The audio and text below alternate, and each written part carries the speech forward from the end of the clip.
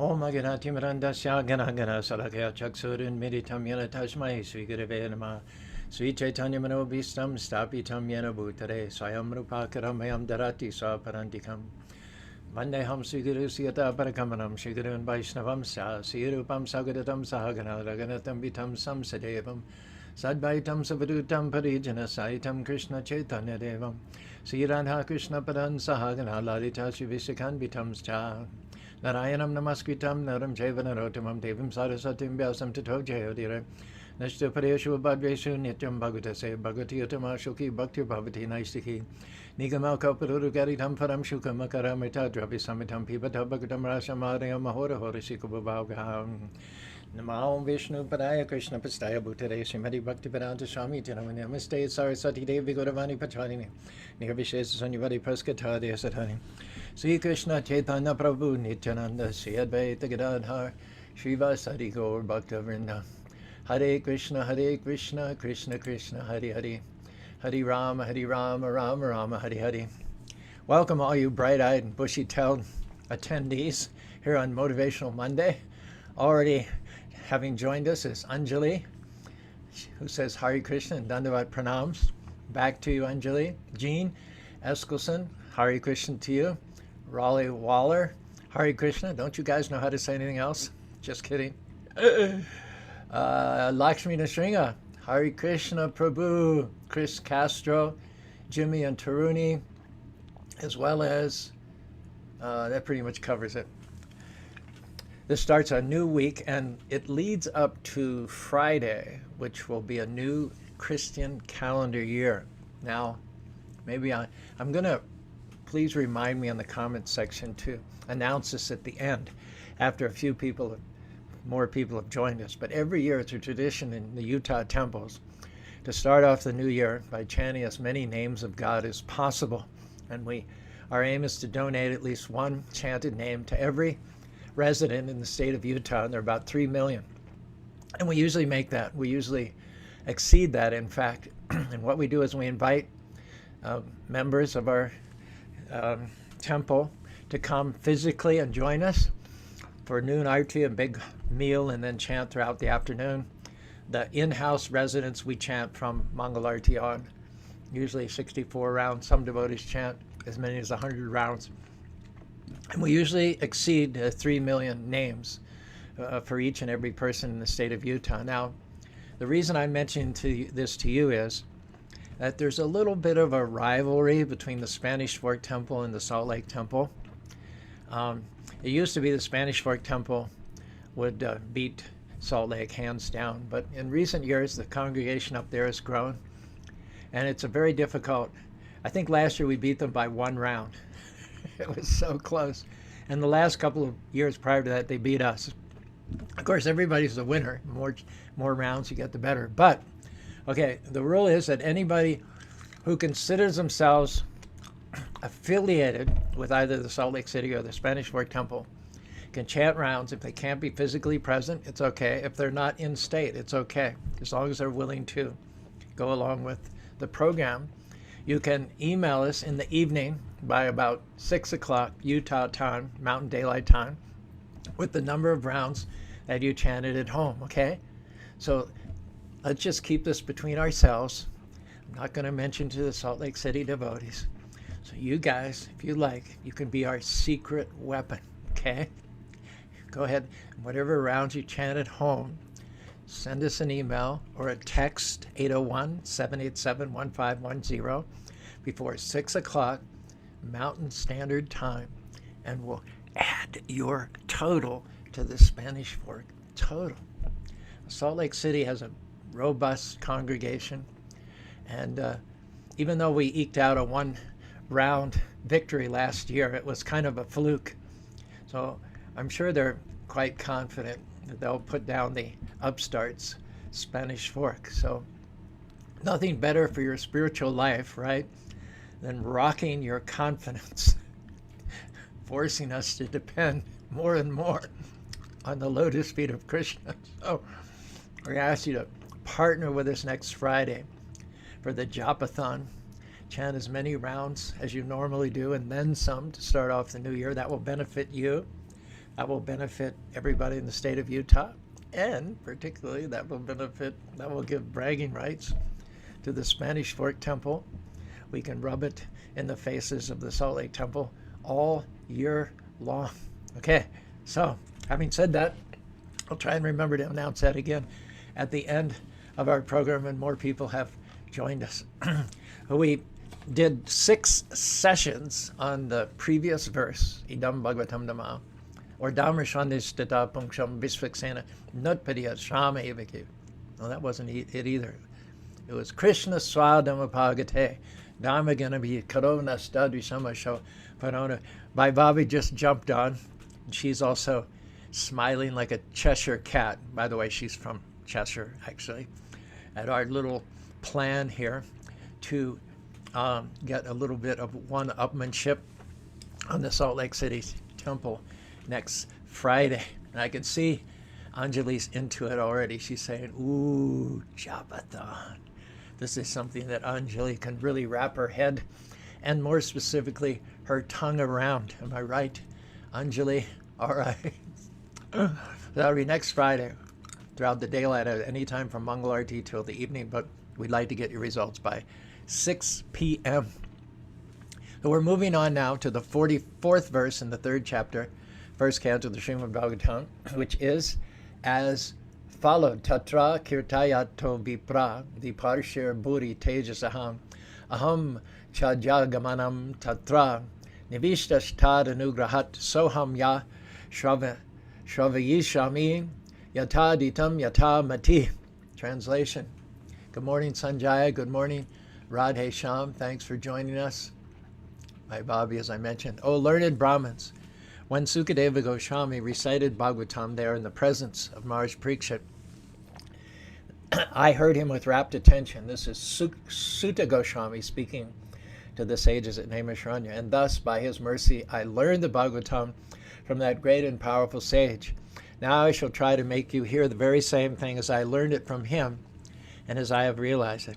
This knowledge is passed down in disciplic succession, as Krishna says in the 4th chapter of the Bhagavad Gita, Evam parampara praptim imam rajarsevadu sakalina mahata yogam nashta parantapa.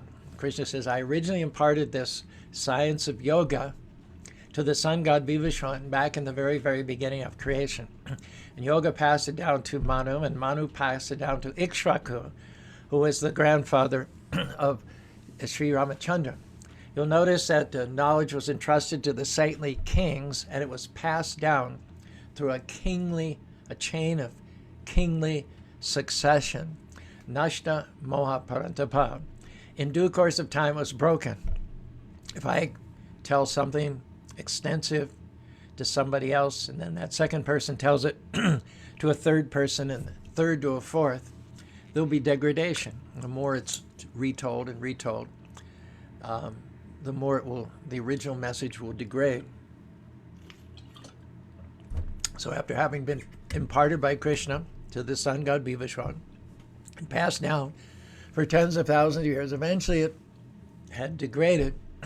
Then Krishna descends again, yada yada hi dharmasya gane bhavate, to reestablish the teaching, to remove the discrepancies in religiosity that have occurred due to the lack of the teaching and its dissemination in human society, and particularly to protect the devotees and to annihilate the miscreants who erode this imperishable knowledge of the soul and the connection of the soul to the Supreme Soul, Lord Krishna. So Krishna caused this knowledge to be repeated by Sukadeva Goswami, the direct son of Vyasadeva. Sukadeva Goswami told it to Maharaj Parikshit, and while he was speaking to Maharaj Parikshit during the last 7 days of Parikshit's life, there was a great assembly of sages listening. This is 5,300 years ago, at the end of the previous age, Dwapara Yuga age, and the beginning of the Kali Yuga age. Now, at the beginning of the Kali Yuga age, lifespan, integrity, mental acuity, energy levels all experience a significant drop. If you shoot an arrow, originally has a lot of velocity. It can rise and rise and rise in altitude, but eventually entropy will take over, and that arrow will lose energy, lose force, and lose altitude in due course of time. So we originally have the universe jump started in the golden age, the Krita, the Satyuga age, but over the course of time, time's arrow loses energy and things wane. The quality of the air, the quality of the water, the lifespan, the intelligence, the energy of living beings degrades through 4 stages, like 4 seasons: spring, summer, fall, winter. So the winter season of the cosmos, called the Kali Yuga, started 5,000 years ago with the departure of Lord Krishna. But Krishna wanted to remain on the planet for the benefit of those lost souls bouncing around in the dark in the Kali Yuga, so that he would be personally present in the form of the Srimad Bhagavatam, the beautiful story of the Absolute Truth. And therefore, Vyasadeva compiled the Bhagavatam as his sunam bonum, the ripened fruit of all the Vedic literatures, and then gave it to his most trusted son, Sukadeva Goswami. Sukadeva gave it to Parikshit, as well as all the assembled sages. And in those days, people could remember simply by hearing once. Bhagavatam is 20,000 verses. Sukadeva Goswami was one of the members of the audience. He heard it once. Sukadeva Goswami did not repeat himself to Maharaj Parikshit.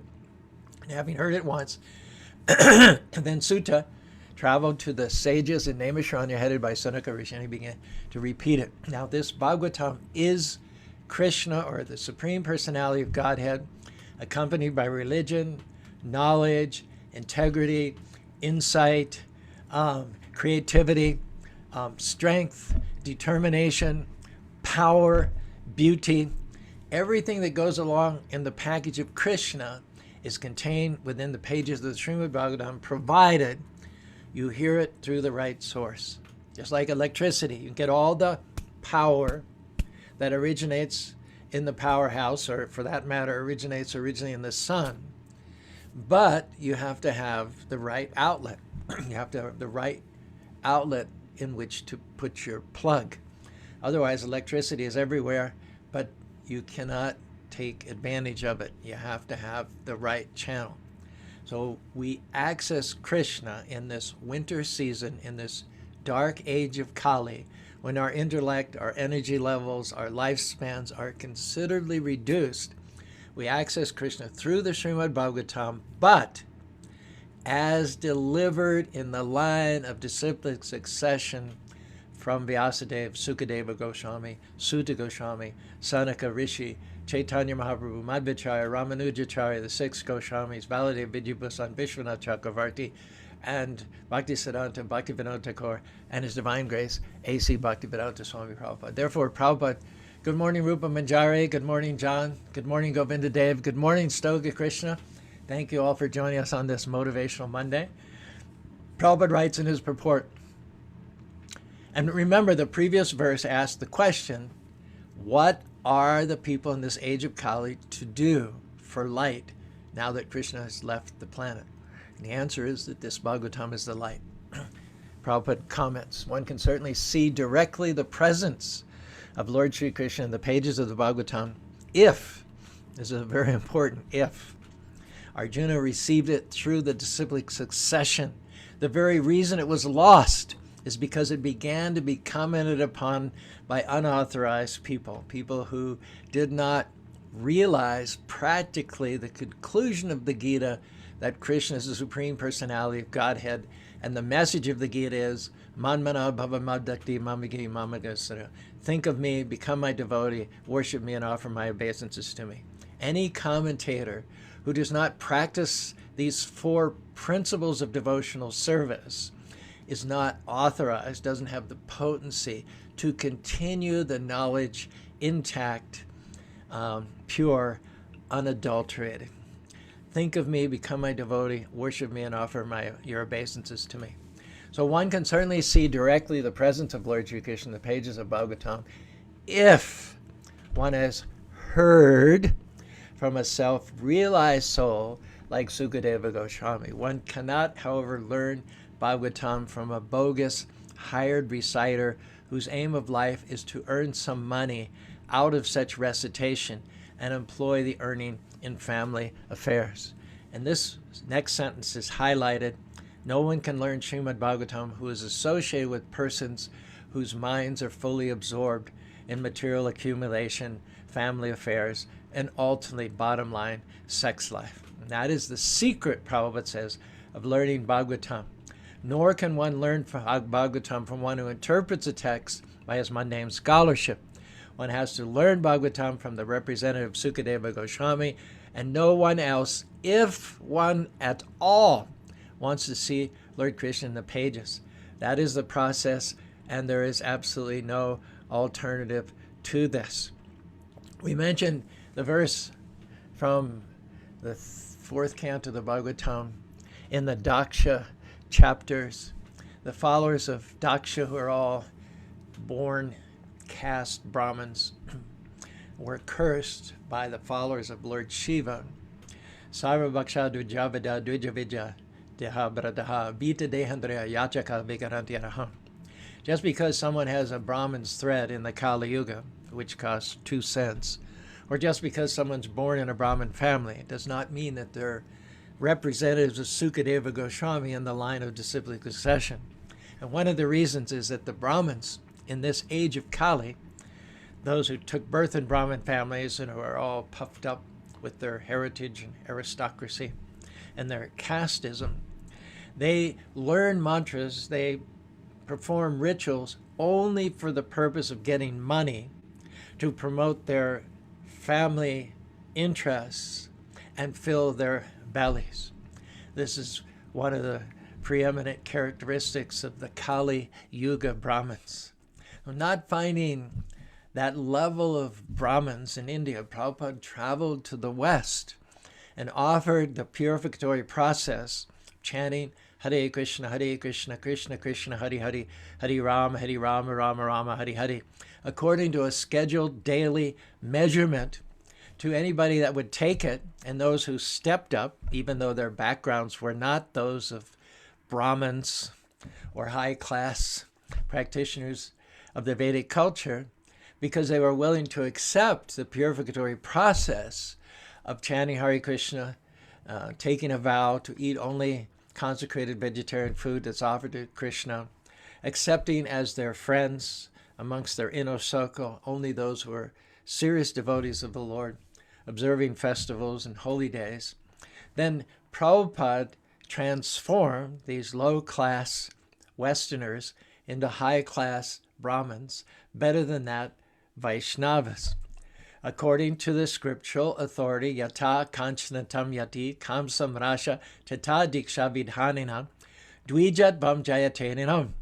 Who is a Dvija? Who is a second born? When you come out of the womb of your mother, you're draped with the umbilical cord. You're bloody. You've got all kinds of contaminants on you.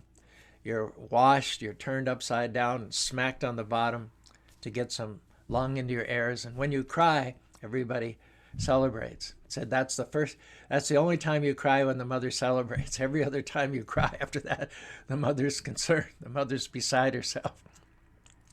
So everybody gets that first birth with you might say, the cord of the umbilical cord.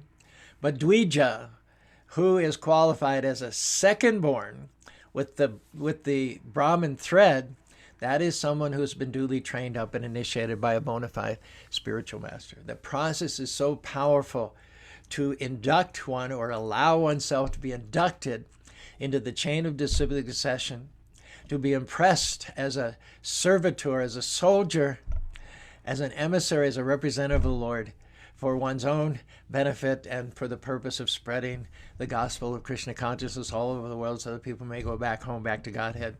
That's an extraordinary thing, and there's no franchise on it to a certain class or certain nationality or certain ethnicity or certain gender. Yade deke tariha Krishna Upadesh Amara Agnahaya Tariyadesh. Anyone who knows the science of Krishna can distribute the fruits of Krishna consciousness so that people can eat them Amara Agna Guru Hai, by the grace of gurus who live pure lives of Krishna consciousness, and then spread that Krishna consciousness to people all over the world. By their grace, people can taste the fruits of Amara, Mara means death and old age. But when you chant Hare Krishna, Krishna Krishna, Hare Hare, Hare Ram, Ram Ram, Hare, that is the antidote to aging and death. You eat these fruits of Krishna consciousness and you become immortal. Of course, we're going to drop this current body. But the trick is, after having left the current body, how can we live this life in such a way that we do not again accept another material body for a round of birth, death, disease, and old age? God is pure. We have to become like pure in order to mix with God. God is fire. If we want to become part of fire, we have to become like fire. And therefore, there are certain prohibitory principles in the execution of spiritual life, and one of them is to avoid unnecessary association with women. Nothing against women. Women are great. Women are fantastic. They're mothers. Without women, we wouldn't have any well-adjusted adults in the world without their nurturing. Women are the better half of men. They're better than men in many ways. I expect Bhai Bobby to hit the like button here a whole bunch of times to create a veritable fireworks display of like buttons. But nevertheless, if one wants to be cool and calm and sober and collected in order to understand and assimilate the sublime, subtle science of Krishna consciousness, one cannot be distracted unnecessarily by the opposite sex. One cannot be a rubbernecker and enter into the kingdom of God. One has to have one focus on the goal. Nate bidu shvarta gatim hi Vishnu darasya ye bahir marta manina. If you're running a race, you can't be distracted by the runners in the lane to the left of you or the runners in the lane to the right of you. You have to be focused on the tape at the finish line. And there's nothing more distracting than the attachment to the opposite sex. I don't think there's any argument about that whatsoever. One is blinded by lust, blinded by passion. Most crimes, including murder, are performed in this vein, in this connection. There is an infidelity that takes place, or there's an undue attachment. Kroda bhavati samaha shmita shmitu bamshad budinashad. From contemplating the opposite sex, one develops an attachment. From attachment, lust, and from lust, anger, and from anger come all sorts of crimes and disturbances and illegalities in human society. Good to see Prashant, who was initiated last week as Pradyumna Narayan, coming up one after another with all of the relevant quotes. When I first joined Krishna consciousness, I never sat down to hear Prabhupada lecture without notebook and pen in hand. And I feel that that extra element of writing down interesting points on paper, just that aside from hearing, as well, it goes in through the sense of touch. And the act of writing down the verses or any interesting points that you may note did a lot extra to help those truths be embedded in me. The fact that I can sit here and talk about the philosophy that you find something worthwhile listening to, I attribute in large part to my habit early on, and I still do it, of noting down, not just sitting and listening, but actually hearing seriously, like it said in this verse, with rapt attention. And I don't think Sudha Goswami had a notebook because, like I said, their memories themselves were notebooks. They had photographic memories, but we don't have that luxury anymore. So if we are going to remember something and incorporate it, then we have to be able to write it down. So I would highly recommend that. And then pick one or two verses, recite them. We don't worry so much about memorizing the verses as we do about repeating them. Our whole process is repetition. That verse I quoted, which Prashant has got posted here, Yata Kanchanam Dharati, refers to alchemy. The alchemical process is not a process of innovation. It's not a process of change. It is 100% wholly and solely a process of repetition. You do the same procedure over and over and over again. You start with a cheap virtually worthless bell metal, and by repeating the whole procedure over and over and over again, at some point, and you don't exactly know when it's going to come, it'll surprise you, but you're doing the same thing hundreds and hundreds and hundreds of times, and then you do what you've done so many times before, and you finally reach a point where that bell metal transforms itself into gold. So our process is a process of repetition. It's an alchemical process. Hare Krishna, Krishna Krishna, Hare Hare, Hare Ram, Ram Ram, Hare. There are so many claims made for chanting Hare Krishna, but they don't validate themselves if you just chant once, or if you just chant intermittently, or if you just chant when you feel like it, or if you just chant on Christmas or New Year's or holidays. It has to be a practice. Anyone who does yoga knows how important it is to practice daily, consistently. The consistency is the key point, the repetition, not just today and then 3 days from now and 5 days from then and 6 days from then, but you can do it and you'll be all fired up about it today, but tomorrow you may be a little less fired up, and the next day you may be a little less and a little less. You have to make up your mind in advance that escape, liberation from birth, death, disease, and old age for you and for your inner circle and for your loved ones is of paramount importance. Nothing can measure to this level of importance. So in advance, you need to predetermine, I'm going to do this every day, consistently, and I'm not going to allow my enthusiasm to wane. Enthusiasm is a word which comes from the Greek word theo, and theo means God. Enthusiasm means to be in touch with God. The chanting of Hare Krishna, Krishna Krishna, Hare Hare, Hare Ram, Ram Ram, Hare Hare, as well as the recitation of the Bhagavatam from the lips of the pure devotee is directly associated with God. So how can you lose enthusiasm when you're associating with God through His holy names and through the scriptures? By inattention. By inattention. Therefore, in this purport, Prabhupada says, Sutta Goswami heard Sukadeva Goswami with rapt attention. And Maharaj Parikshit heard Sukadeva Goswami with rapt attention. And that means even if you're hearing the same thing for the 20th time, you've already predetermined that in order to make my life and the life of my loved ones successful, I am going to listen with rapt attention, never get bored. And I've noticed throughout 50 years in Krishna consciousness, there's a certain class of people who call themselves devotees who cannot sit still during a talk. What to speak of the morning Bhagavatam class? They're sleeping or fidgeting or they're just AWOL.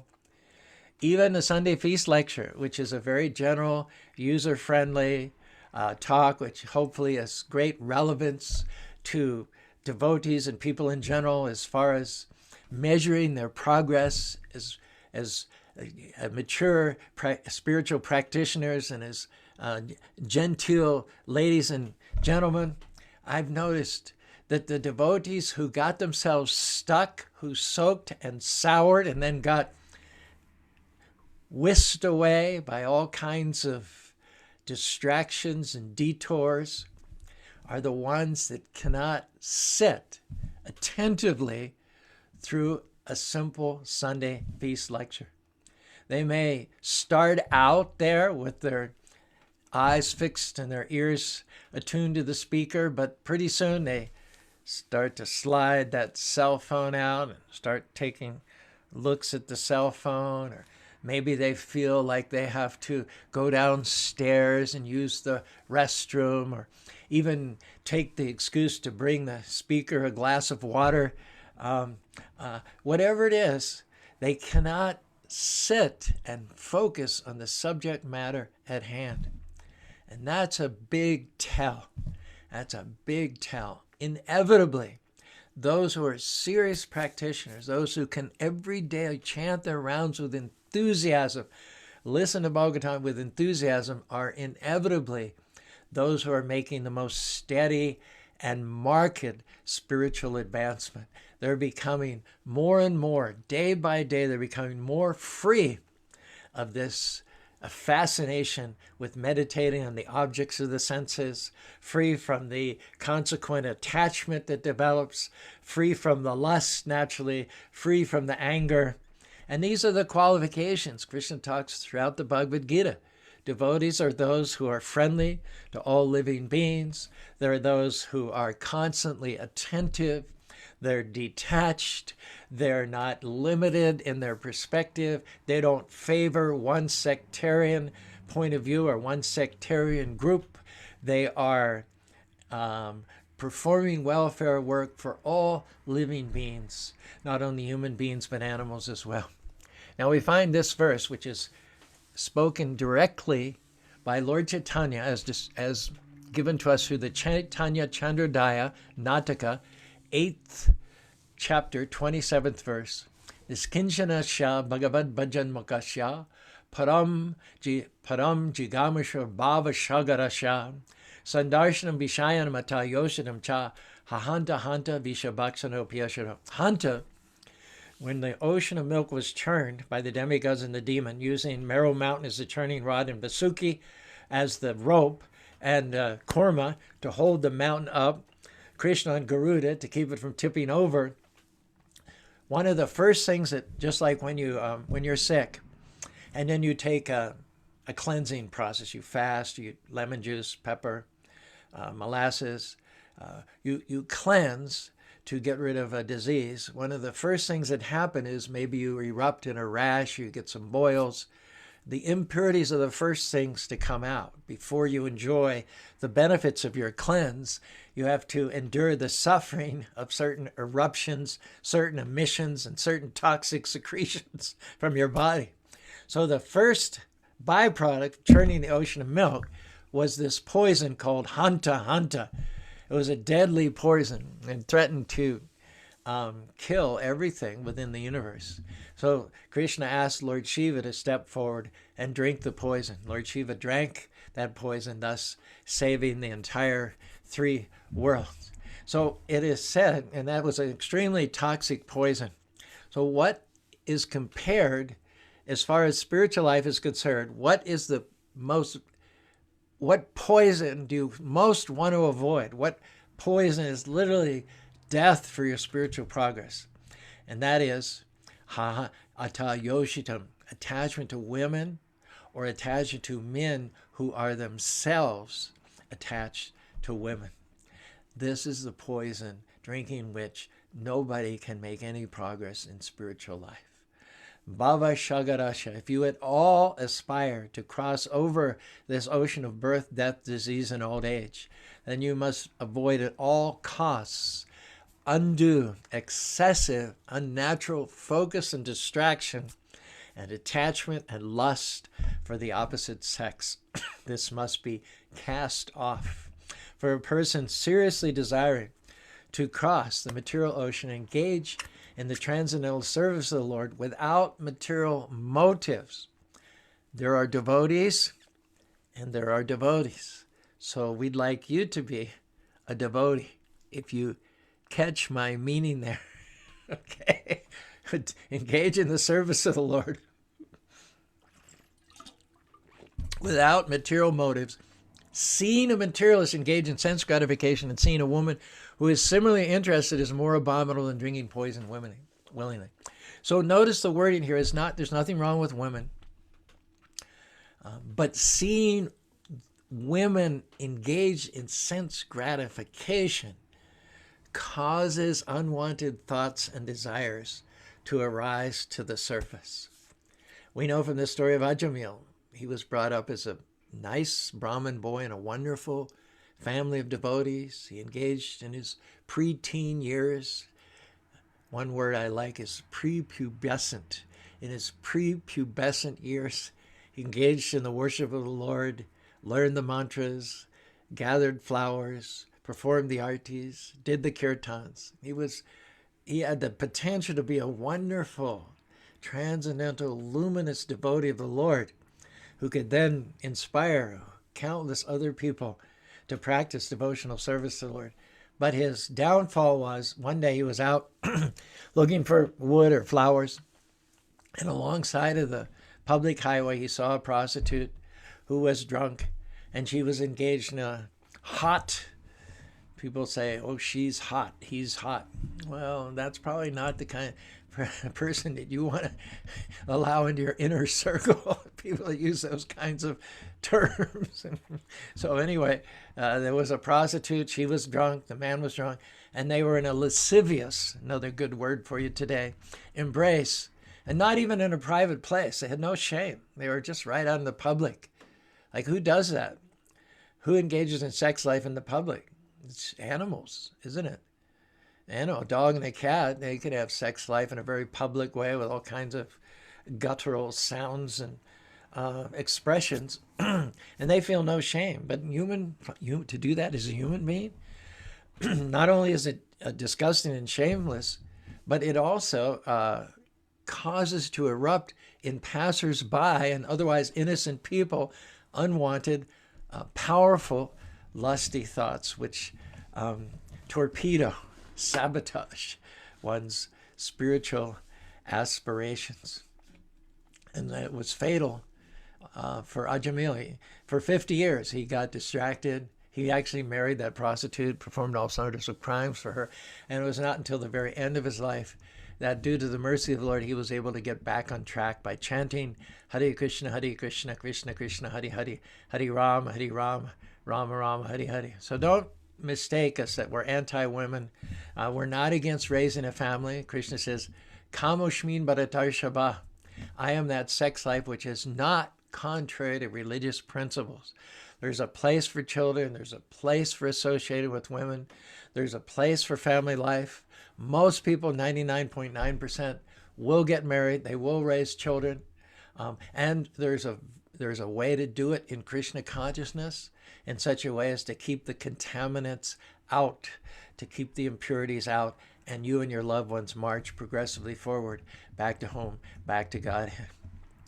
So it's very important, as Prabhupada repeats over and over and again, not to allow those who are sold out to money and the opposite sex to enter into our line of disciplic succession. If you hear the Bhagavatam from paid professional reciters who ask money to feed their bellies and to promote their lusty desires, the knowledge is null and void. It's null and void. It has no beneficial effect on you. You have to be diligent in hearing from those who come in the disciplic succession. Manasa Ganga here contributes. She says, enthusiasm, again, remember, comes from theo, which is God. Enthusiasm is the mercy bestowed by the Lord Krishna. So what earns us enthusiasm? It is consistency. It is chanting when we feel like it and when we not feel like it. It is doing our duty when it's a pleasant thing, and it is our duty when it's an unpleasant thing. When you exhibit that level of intelligence and commitment, then Krishna supplies real lasting enthusiasm. Otherwise, the enthusiasm of the beginner is just because it's a new thing, it's an interesting thing, it answers a lot of long-standing questions. It's an intriguing, exotic culture. Any and all of these things can contribute to the initial burst of enthusiasm. But if you're going to be successful in the long haul, you have to get that enthusiasm which comes from the Lord within the heart. And the only way you can get that enthusiasm, that divine enthusiasm, is to do it as a matter of duty, day in and day out.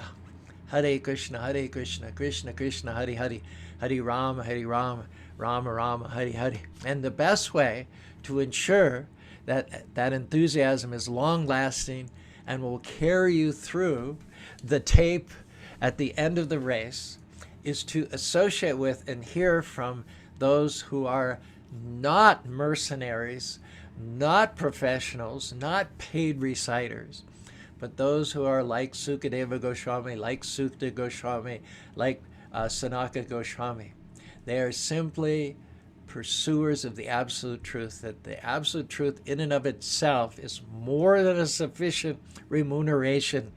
One needn't spoil the spiritual endeavor by bringing in considerations of money, salary, family considers, etc. And Prabhupada said it is strictly forbidden to recite Srimad Bhagavatam as a profession to earn a livelihood.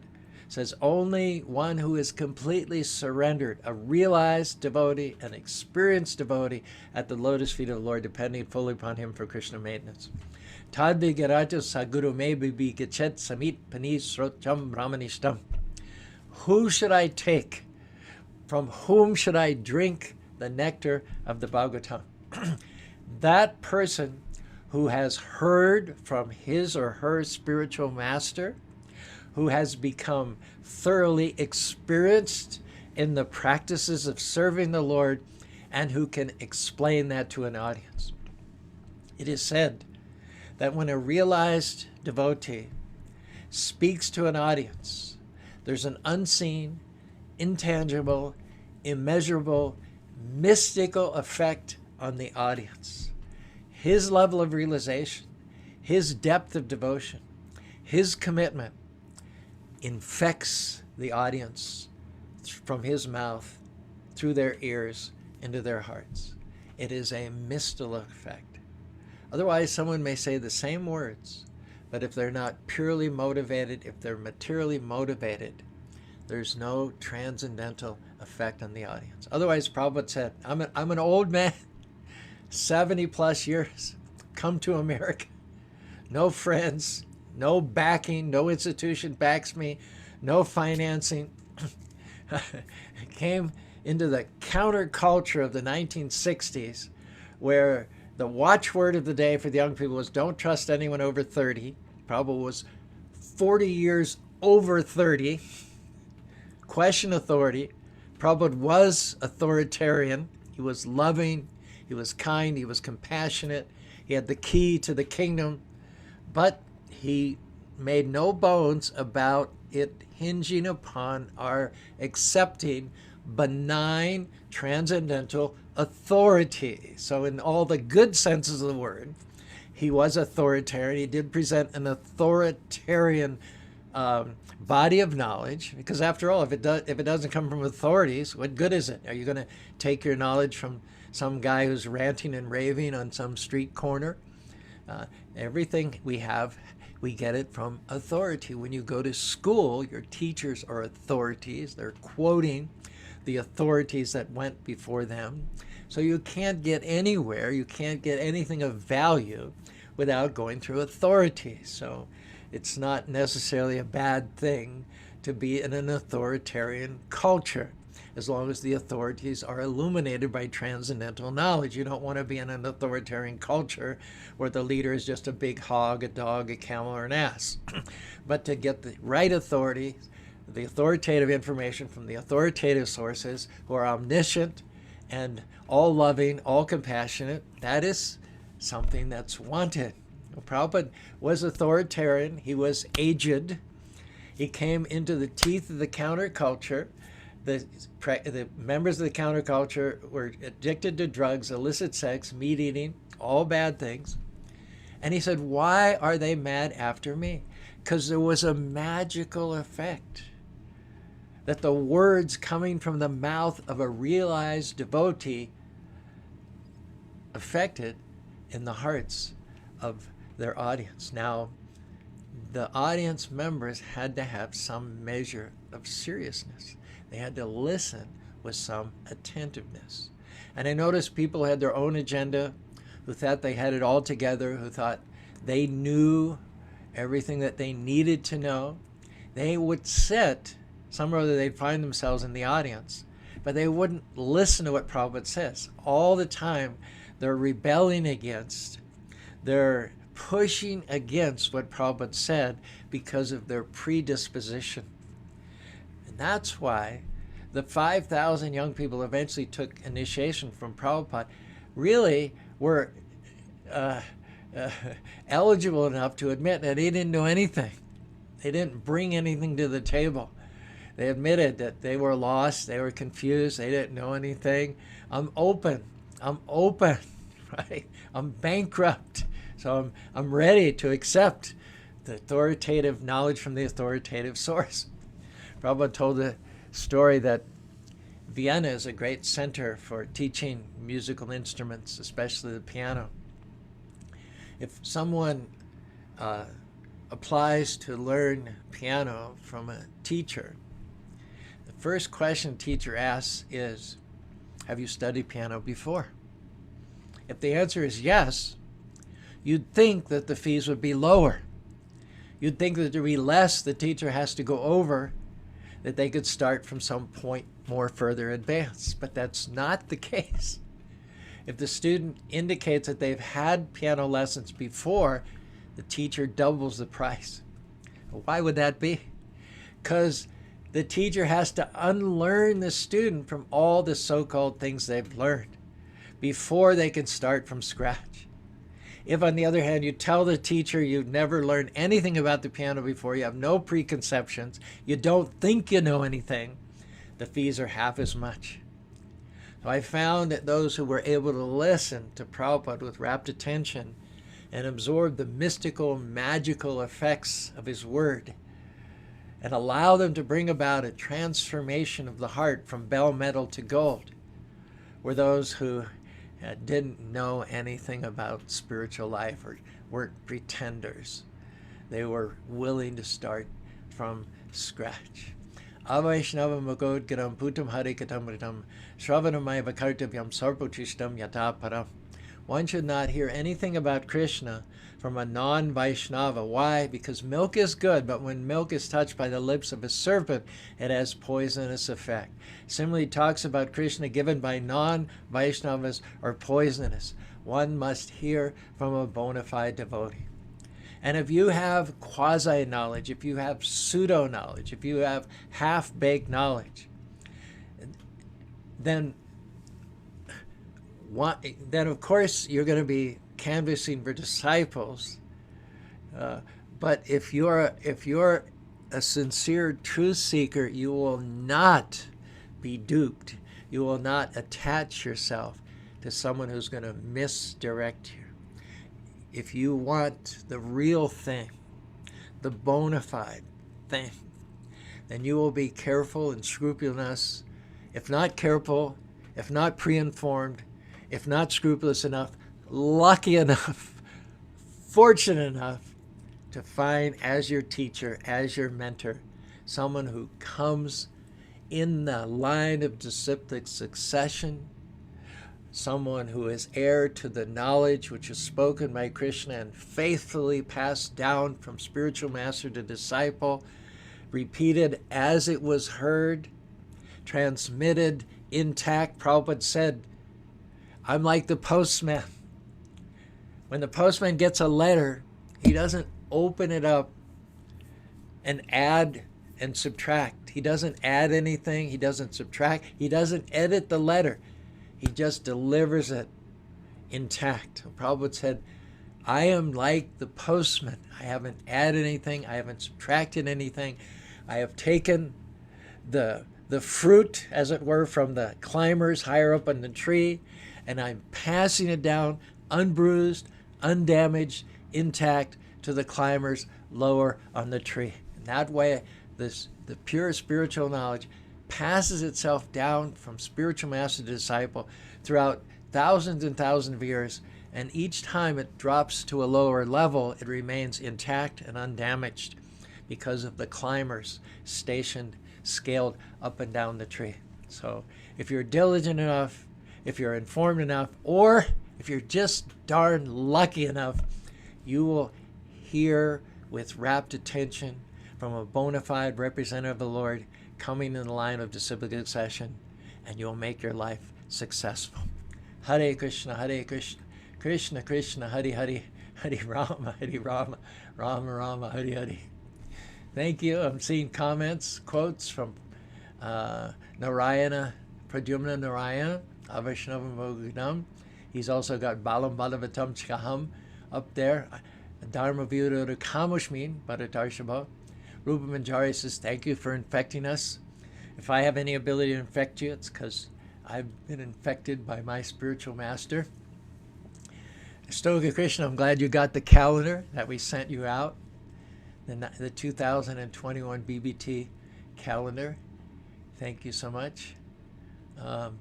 Amongst those who hit the like button, and this is a good way of showing me that you're there, giving me inspiration, enthusiasm. It also helps with the Facebook algorithms, I'm told, to increase the chances of others intersecting with our forum here.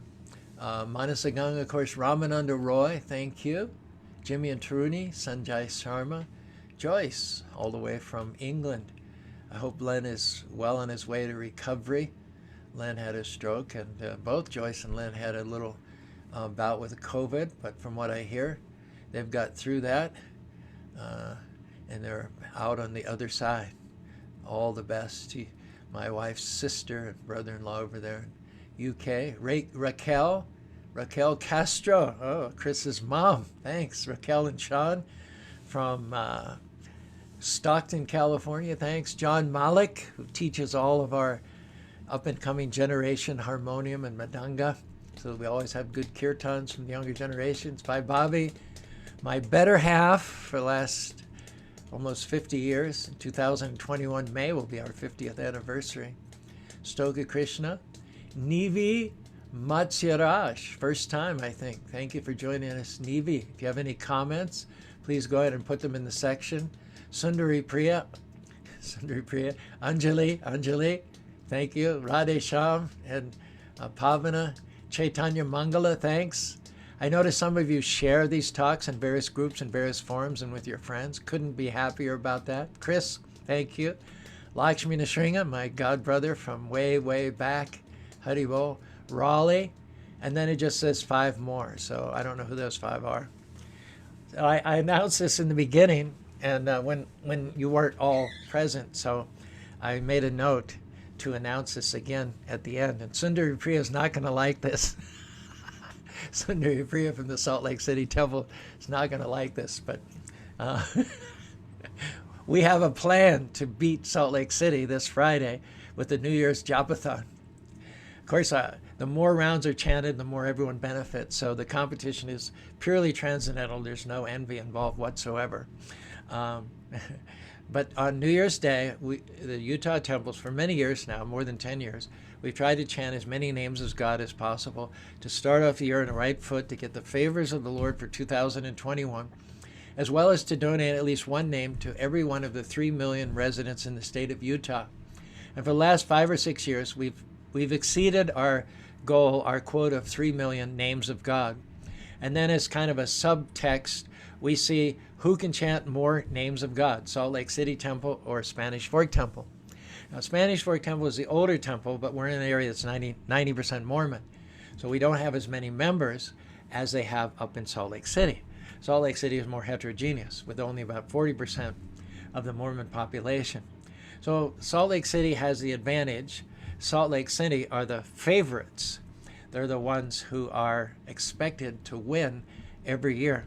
They had a little inattentive last year, and believe it or not, we beat them by 1 round. It was like 398 rounds against 399 rounds.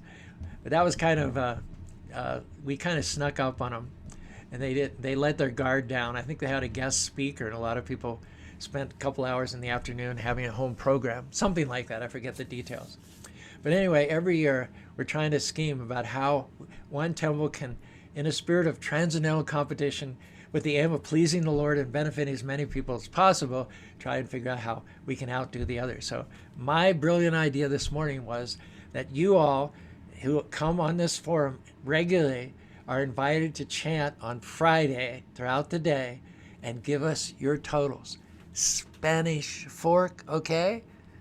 Not Salt Lake City, but Spanish Fork, okay? Consider yourselves affiliates, and our rules have always been you don't have to be in state. You just have to be simpatico to one or another of the temples. So if after attending these discussions day after day, week after week, month after month, you feel more simpatico with Spanish Fork, then call us or text us or email us before 6 o'clock Friday evening with the total number of rounds that you've chanted.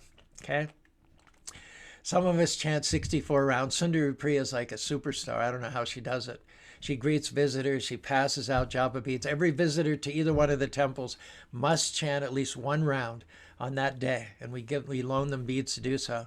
Sundari Priya not only greets a visitor and chants rounds and all, but she chants like some incredible number of rounds. Like, I don't know, it's just like incredible.